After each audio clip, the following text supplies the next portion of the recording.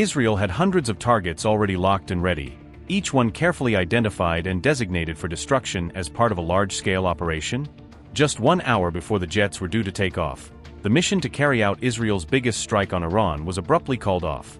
But what critical decision or event forced commanders to abort at the last moment? What began as a full-throttle push toward a major military action suddenly came to a complete stop, leaving advisors and analysts scrambling to explain the mystery behind Israel's cancelled strike on Iran.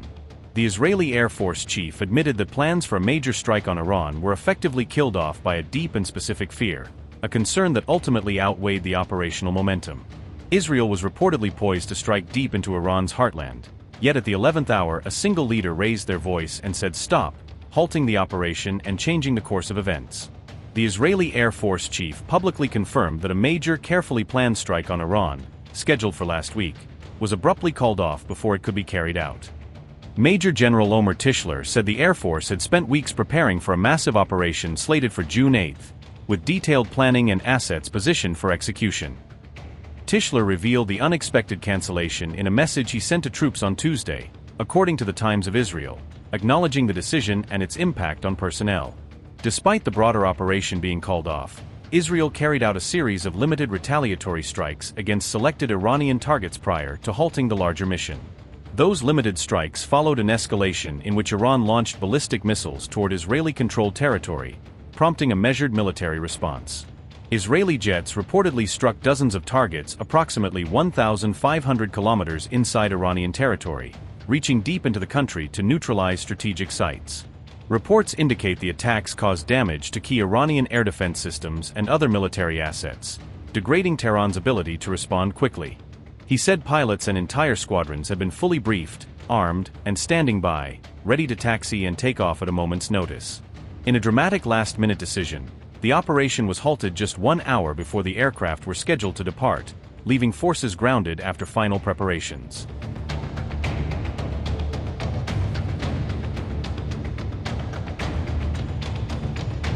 Prime Minister Netanyahu reportedly called off the planned strike after receiving a direct phone call from President Donald Trump, who urged caution and recommended the operation be halted.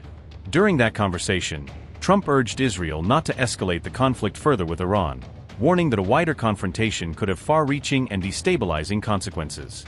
Trump warned that if Israel expanded the confrontation, it could find itself fighting alone without broader international support, a risk that would dramatically change the regional balance. The violence reignited after Hezbollah fired rockets into northern Israel, an escalation that quickly pulled multiple actors back into active combat and increased tensions along the front lines. Following those developments, Iran launched 24 ballistic missiles aimed toward Israeli territory in a marked and significant escalation of its direct involvement. At the same time, Yemen's Houthi rebels fired 2 missiles at Israel, adding another front to the clash and underscoring how the crisis had drawn in regional proxies. In response, Israel carried out 2 distinct waves of strikes against Iranian targets, a measured but forceful retaliation intended to degrade Tehran's capabilities. Those strikes reportedly struck 9 Iranian air defense systems across western and central Iran, aiming to blunt Tehran's ability to detect and intercept follow-up attacks. Trump and Netanyahu spoke multiple times over the course of the week-long crisis, maintaining a steady line of communication as events unfolded and decisions were weighed. Netanyahu repeatedly pushed for continued military pressure against Iran, arguing that sustained action was necessary to deter further aggression and protect Israeli interests. Trump, by contrast, pressed for de-escalation and a negotiated settlement, favoring diplomacy and a ceasefire over a broader regional war. A larger Israeli operation was ultimately cancelled while aircraft remained on the tarmac awaiting launch orders, a last-minute decision that halted what had been a fully primed mission. In the days that followed, the United States and Iran reached an agreement intended to bring an end to the fighting, a diplomatic move designed to de-escalate and stabilize the region.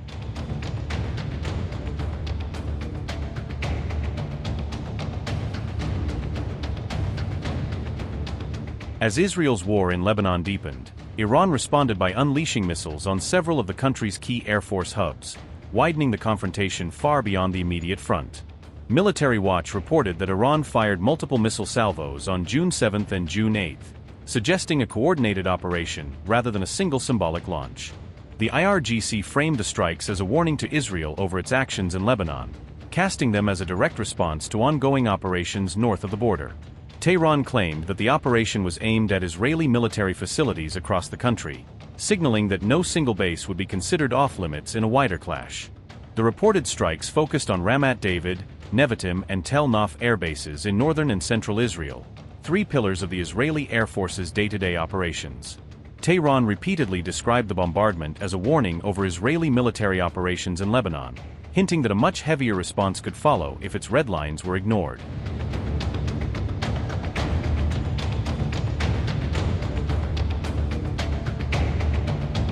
Ramat David serves as the Israeli Air Force's key northern hub, launching sorties against targets across the Lebanon theater and anchoring air coverage along that front.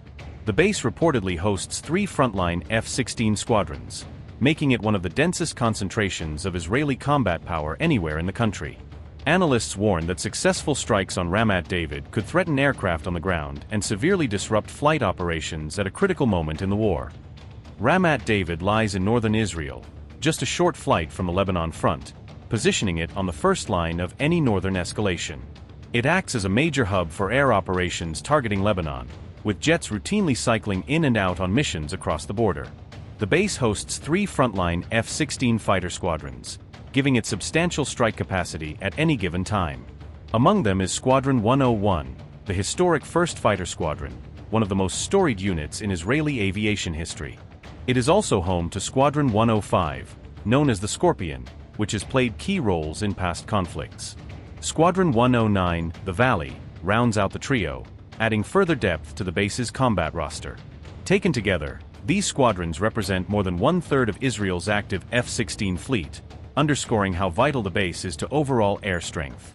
Nevatim is widely considered Israel's most strategic air base, central to its long-range strike and deterrence posture. It hosts the entire Israeli F-35 fleet, the country's most advanced stealth fighters and key to any deep strike plan. From Nevatim, Israel can project air power across the wider region, supporting long-range operations well beyond its borders. The base also houses G-550 early warning aircraft, which act as flying radar platforms to control the air battle. New KC-46 aerial refueling tankers are based there as well, extending the range and endurance of Israel's fighters.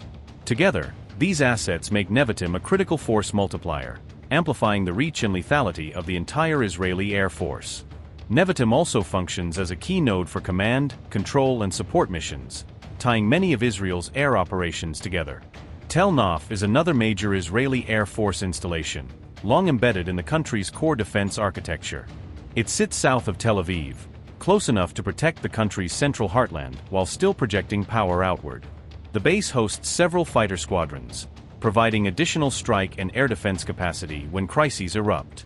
It is also home to military helicopter units, including platforms used for transport, special forces and rescue missions.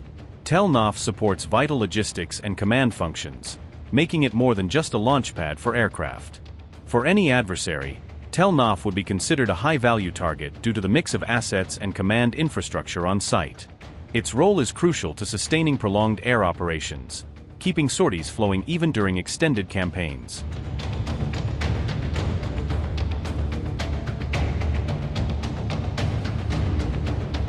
New analysis suggests that roughly 8 out of 10 Iranian missiles fired in recent salvos have reached Israeli airspace, highlighting how much pressure defenses are now under.